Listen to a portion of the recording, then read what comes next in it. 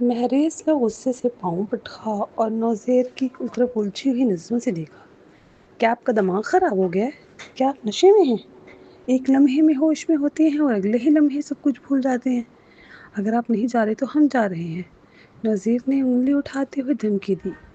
کوئی کہیں نہیں جائے گا، جب میں یہاں ہوں تو ڈرنے کی کوئی ضرورت نہیں۔ میرواز کے ماتھے پر بل پڑ گئے۔ اسے صاف اندازہ تھا کہ اگر یہ تماشا جاری رہا تو مہروانیہ کی نیند خراب ہو جائے گی۔ ایسے جھگڑالو خاندان کا داماد ہونا واقعی افسوسناک تھا۔ اس نے موبائل نکالا اور ایک مختصر پیغام بھیجا۔ ابھی نوزیر کی چیخ پکار جاری ہی تھی کہ کچھ ہی لمحوں بعد کمبر چند وردی پوش سپاہیوں کے ساتھ کمرے میں داخل ہوا۔ سپاہیوں کے کندھوں پر بندوقیں تھیں اور ان کے چہروں پر سختی صاف جھلک رہی تھی۔ نوزیر کا رنگ اڑ گیا۔ جیسے ہی بندوقوں کی چمک اس کی آنکھوں میں پڑی، اس کے گھٹنے کانپنے لگے اور وہ دھڑام سے زمین پر گر پڑا۔ وہ ہکلاتے ہوئے بولا، معاف کیجیے گا جناب، میں تو بس۔ فردار بھی سہم گیا۔ وہ فوراً آگے بڑھا، باپ کا بازو پکڑا اور آہستہ کہا، ڈیڈ اب چلتے ہیں۔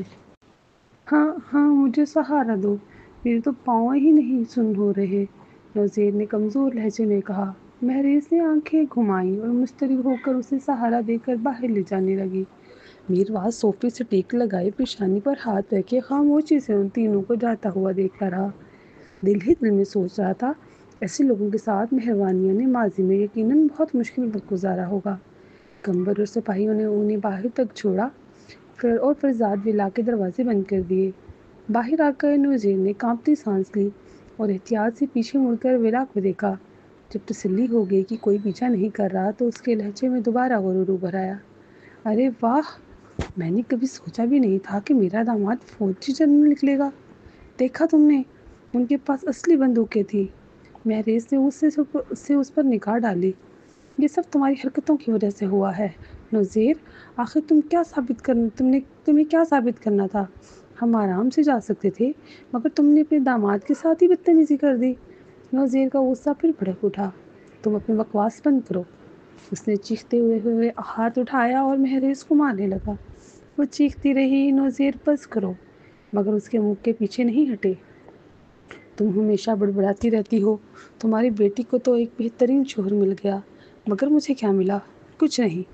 میں تمہیں سبق سکھا کر رہوں گا، بدزبان عورت۔ مہریز نے ہاتھوں سے اپنا چہرہ ڈھانپنے کی کوشش کی اور بھاگنے کی تدبیریں کرنے لگی، مگر نوزیر نے اس کا بازو پکڑ لیا۔ آخر کار وہ اسے جھٹک کر پیچھے ہوئی اور زمین پر گر گئی۔ فردار یہ سب دیکھ رہا تھا مگر اس کے چہرے پر کوئی تاثر نہیں تھا۔ یہ مناظر اس کے لیے نئے نہیں تھے۔ وہ جانتا تھا کہ باپ ہمیشہ ماں پر ہاتھ اٹھاتا ہے اور وہ اب اس ظلم سے بے حس ہو چکا تھا۔ اس کے بجائے اس کے ذہن میں کچھ اور چل رہا تھا۔ وہ سوچ رہا تھا کہ کیا وہ مہروانیہ کے ذریعے جنرل میرواز کے عہدے سے کوئی فائدہ حاصل کر سکتا ہے؟ شاید کوئی سرکاری عہدہ یا کوئی راستہ جس سے دولت اس کے ہاتھ آئے۔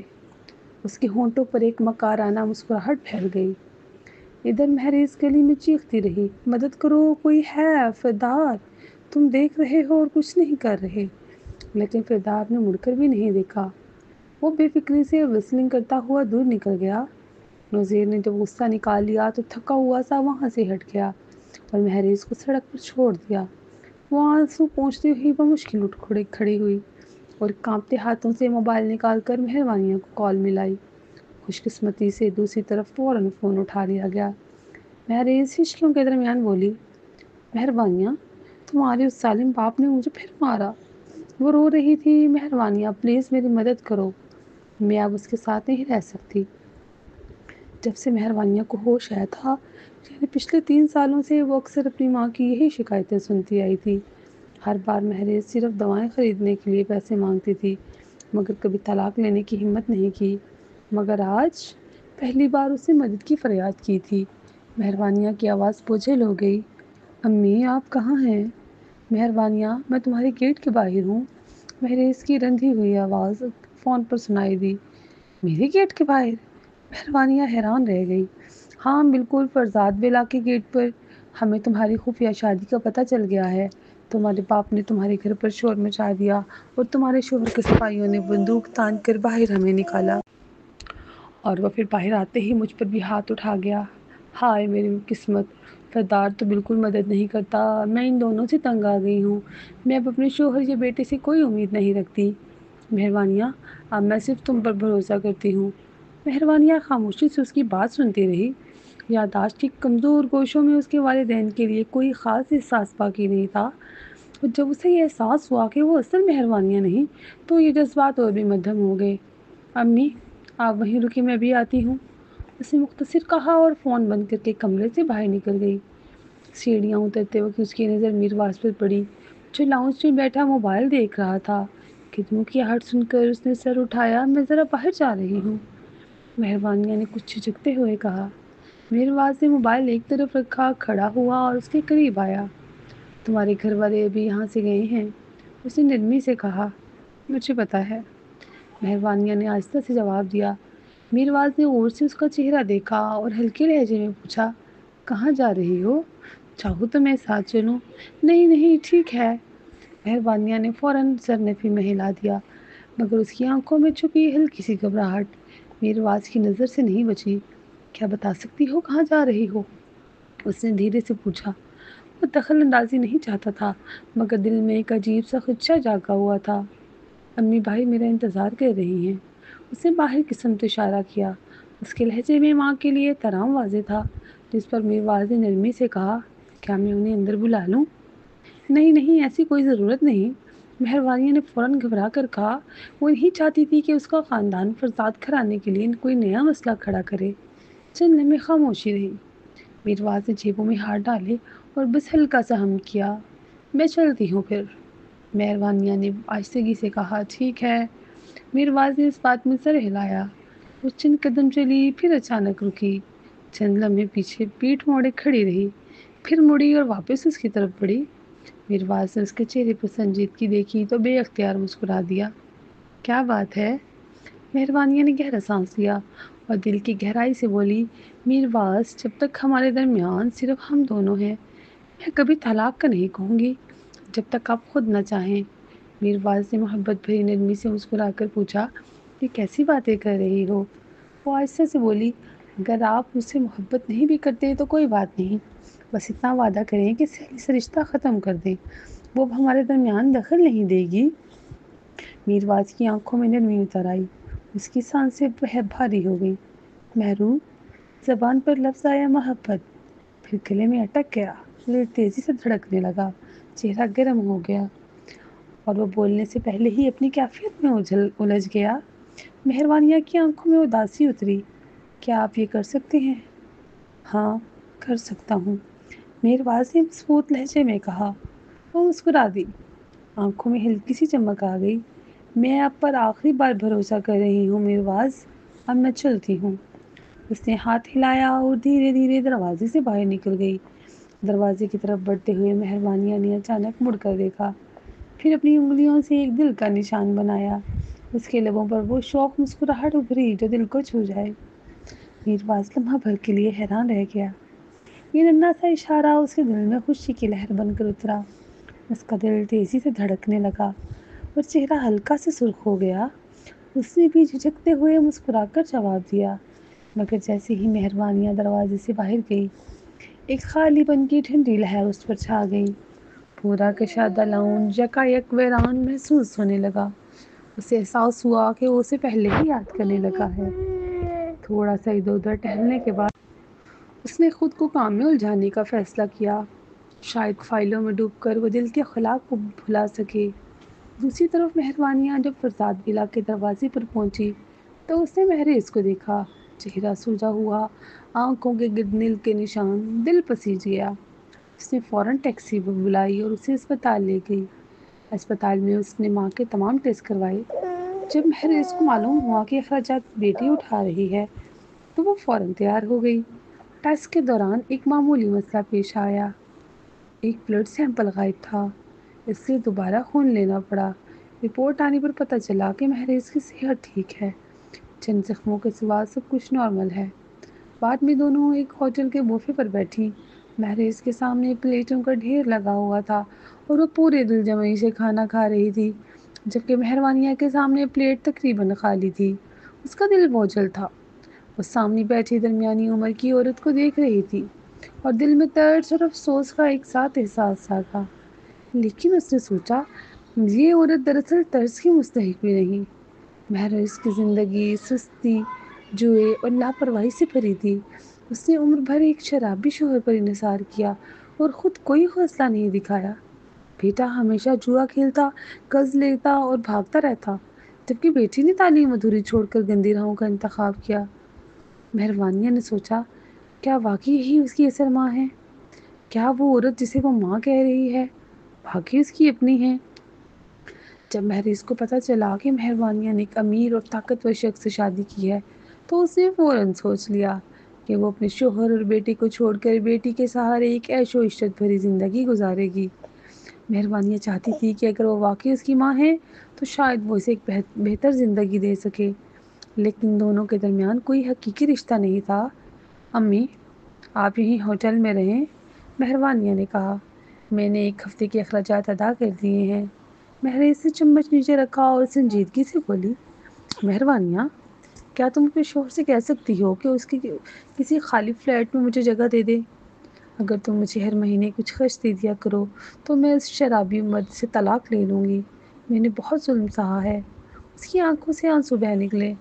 شادی کے بعد سے ایک دن سکون کا نہیں دیکھا۔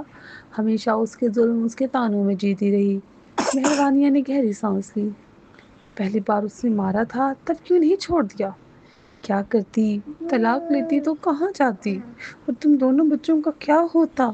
مہروانیہ نے آہستہ سے کہا، دنیا میں ہزاروں کام ہیں، گلیاں صاف کرنے کا، کوڑا چننے کا، ویٹریس یا فیکٹری کا یا صفائی کا۔ آپ خود کچھ کر سکتی تھی، بس دل میں ہمت کی کمی تھی۔ پھر اس نے تلخی سے اضافہ کیا، اصل بات یہ ہے کہ آپ کو اس کے حصے کا ماہانہ پیسہ چھوڑنا مشکل لگتا ہے اور خود کمائی کا خیال برا۔ مہریز کی آنکھوں میں شرمندگی تیر گئی۔ اس نے نظریں جھکا لی اور خاموشی سے پلیٹ میں کھانا گھمانے لگی۔ چند لمحے بعد مہروانیہ نے نرمی سے پوچھا، امی، آپ کو مجھ میں کچھ فرق محسوس ہوتا ہے؟ پچھلے 10 سالوں میں جو بیٹی گھر سے گئی تھی، کیا میں اب بھی ویسی ہی ہوں؟ مہریز کی نگاہیں نرمی سے مہروانیہ پر ٹک گئیں۔ اس کے ہونٹوں پر ایک محبت بھری مسکراہٹ ابھری۔ ہائے میری بچی، تم تو بہت بدل گئی ہو۔ میں نے کبھی نہیں سوچا تھا کہ میری چھوٹی سی بیٹی اتنی حسین، اتنی شائستہ عورت بن جائے گی۔ تم پر فخر محسوس ہوتا ہے مجھے۔ مہروانیہ نے ہلکی سنجیدگی سے میز پر جھک کر کہا، امی، میں آخر بدلی کس طرح ہوں؟ مہریز نے ہاتھ باندھے اور اس کے قریب آ کر کہا، جب تم چھوٹی تھی نا، تمہارا رنگ روپ بالکل اپنے باپ پر گیا تھا۔ خاص حسین نہیں تھی، اکثر کہتی تھی کہ بڑی ہو کر پلاسٹک سرجری کرواؤں گی، مگر اب دیکھو، تم قدرتی خوبصورتی کی مثال ہو۔ تمہارا انداز، تمہارا وقار، وہ نرم سا گول چہرہ، سب کچھ دلکش ہے۔ مہروانیہ نے انجانے میں اپنا گال چھوا، جیسے تصدیق چاہ رہی ہو کہ واقعی وہ اتنی بدل گئی ہے۔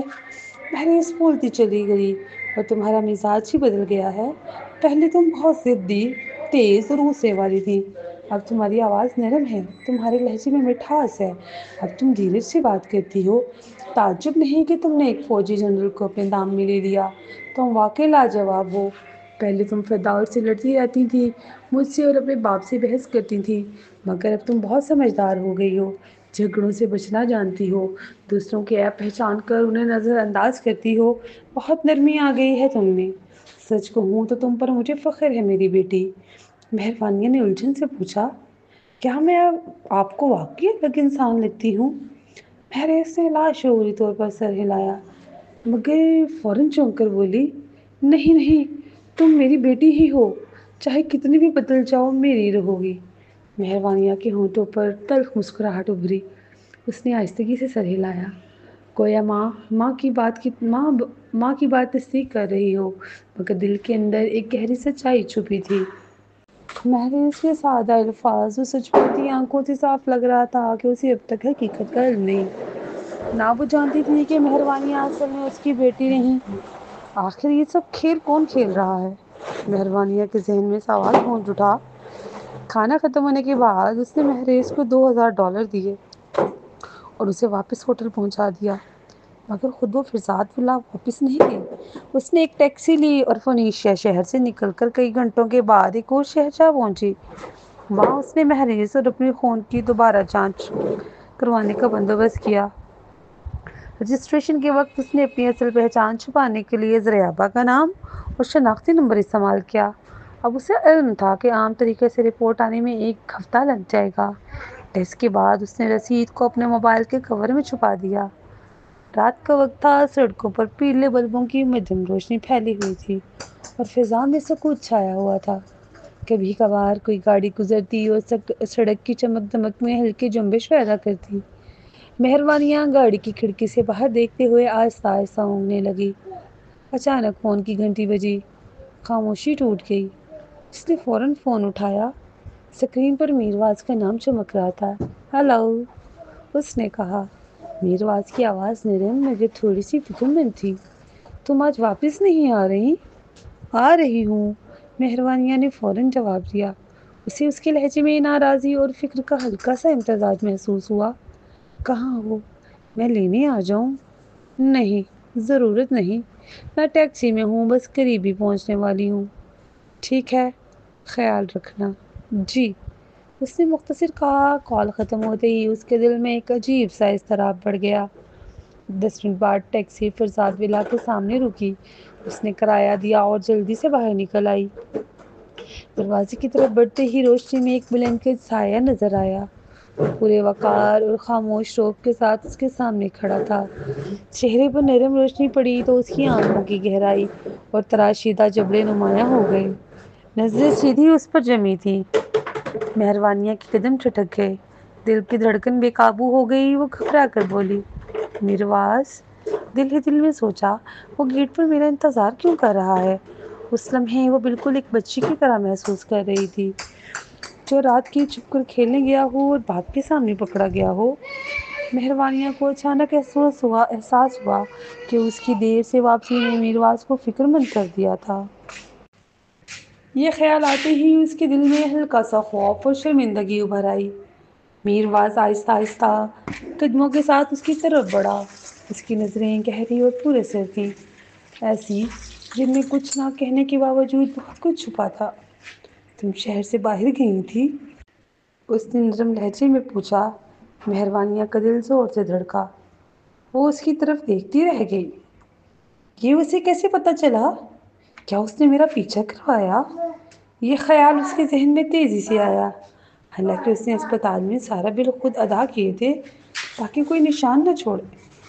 میرواز نے اس کے چہرے پر ابھرتی گھبراہٹ محسوس کی اور ہلکی سی مسکراہٹ کے ساتھ بولا، وہ جو ٹیکسی تمہیں چھوڑنے آئی تھی وہ یہاں کی نہیں تھی۔ دوسرے شہروں کی گاڑیاں فونیشیا میں کم ہی داخل ہو پاتی ہیں، ٹریفک قوانین کی وجہ سے۔ مہروانیہ نے چونک کر دور جاتی گاڑی کی طرف دیکھا اور بات سمجھ گئی۔ اس نے اس بات میں سر ہلایا۔ جی ہاں، میرواز نے نرمی سے پوچھا، کیا وجہ بتاؤ گی کہ کہاں گئی تھی؟ نہیں، اس کا جواب مختصر اور واضح تھا۔ اس نے صاف انکار کیا۔ اس کے صاف انکار نے میرواز کے دل میں چبھن سی پیدا کر دی۔ شادی کے رشتے میں جب سچائی کم ہونے لگے تو دلوں کے بیچ خاموش فاصلے بڑھ جاتے ہیں۔ ناراضی کے باوجود اس نے نرمی سے اس کا ہاتھ تھاما اور بولا، چلو اندر چلتے ہیں۔ اس کے لمس میں گرمی، تحفظ اور سکون تھا۔ مہروانیہ نے خود کو کسی نرم خواب کے حصار میں محسوس کیا۔ پہلے تو میرواز ہمیشہ تیز قدموں سے چلتا تھا، مگر آج اس کی رفتار ہلکی تھی، گویا وہ چاہتا ہو کہ یہ چند قدم کبھی ختم نہ ہو۔ بیڈ روم کے دروازے پر پہنچ کر وہ رکا۔ چند لمحے خاموشی رہی، پھر اس نے آہستگی سے اس کا ہاتھ چھوڑ دیا۔ رات کافی بیت چکی تھی، مگر مہروانیہ کو نیند نہیں آ رہی تھی۔ دل چاہ رہا تھا کہ وہ کچھ اور وقت اس کے ساتھ گزارے، مگر زبان بند تھی، کہیں اس کی بات کا مطلب کچھ اور نہ لیا جائے۔ اس نے دھیرے سے دروازہ کھولا اور اندر قدم رکھا، پھر وہ پڑ گئی۔ دروازے کے پاس ٹک کر میرواز کو دیکھنے لگی۔ نظریں ملی تو لمحہ بھر کے لیے وقت ٹھہر گیا۔ کچھ کہنا چاہتی تھی، مگر الفاظ حلق میں اٹک گئے اور اس کی آنکھوں میں خاموش تڑپ چھپ گئی۔ میرواز ہی بس اسے دیکھتا رہا، خاموش مگر بھرا ہوا احساسات سے۔ چند لمحے یوں ہی بیت گئے، پھر مہروانیہ نے لبوں پر ہلکی سی مسکراہٹ لاتے ہوئے کہا، شب بخیر۔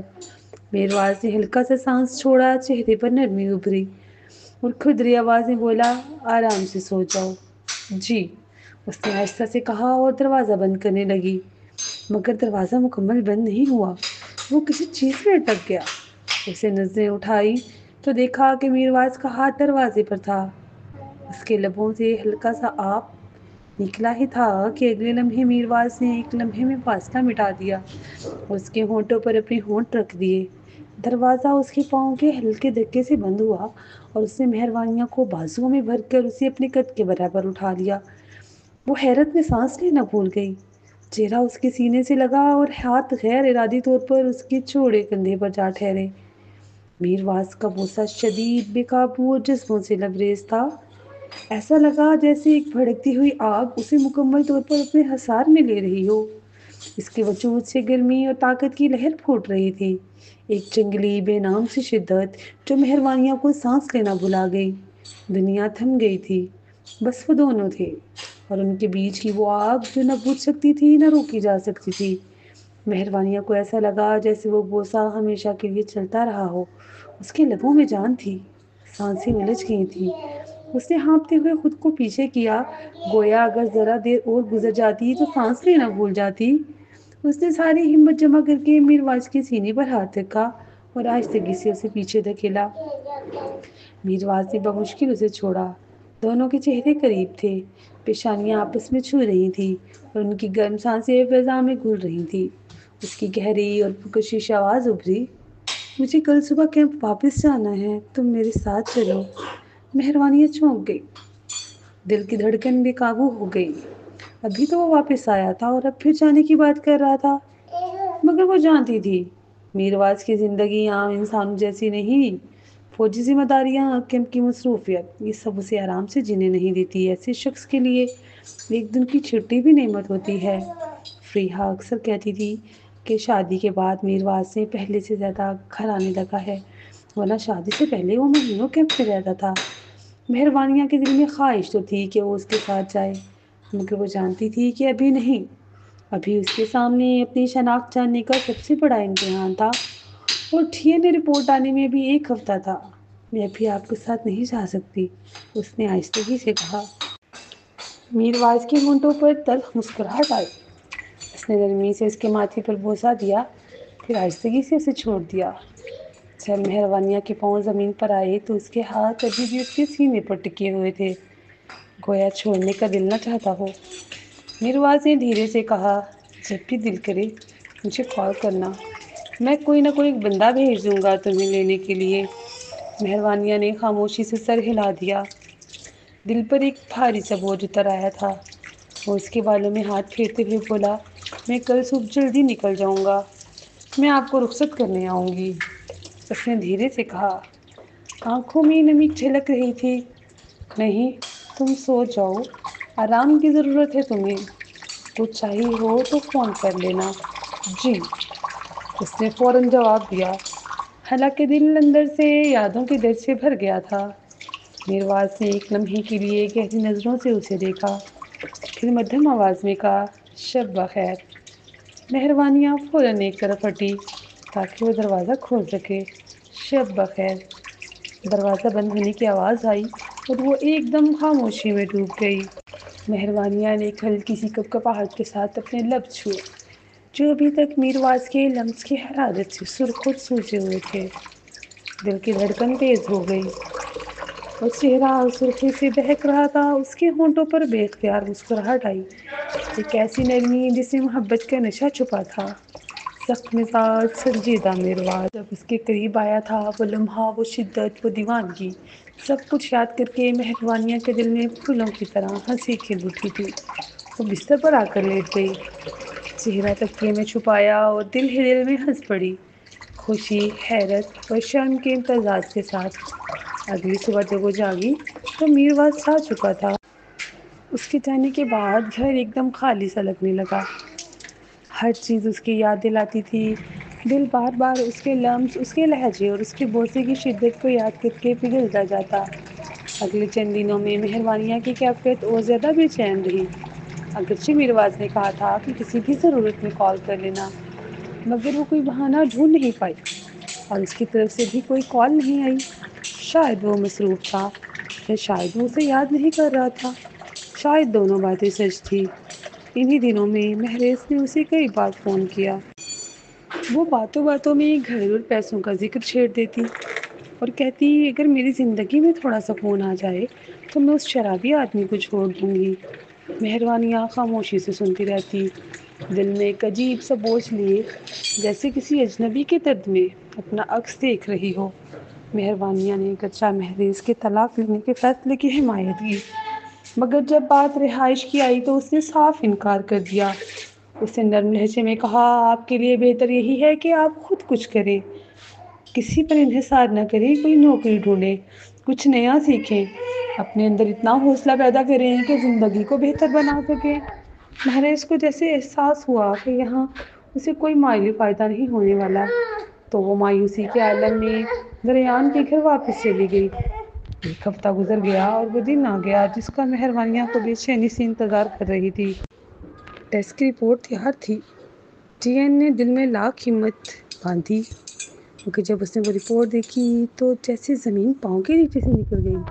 اسپتال کے باہر وہ دیر تک کھڑی رہی، آنکھوں میں آنسو تیرنے لگے اور سامنے وہ لفظ جو اس کے وجود کی بنیاد ہلا گئے تھے، کوئی حیاتیاتی رشتہ موجود نہیں۔ رپورٹ نے وہ سب شکوک جو دل کے کسی کونے میں دبے تھے حقیقت میں بدل دیے۔ اگر وہ مہروانیہ نہیں تو پھر وہ کون ہے؟ اس کے اصل والدین کہاں ہیں؟ اس کی زندگی کے ساتھ یہ کھیل کس نے اور کیوں کھیلا؟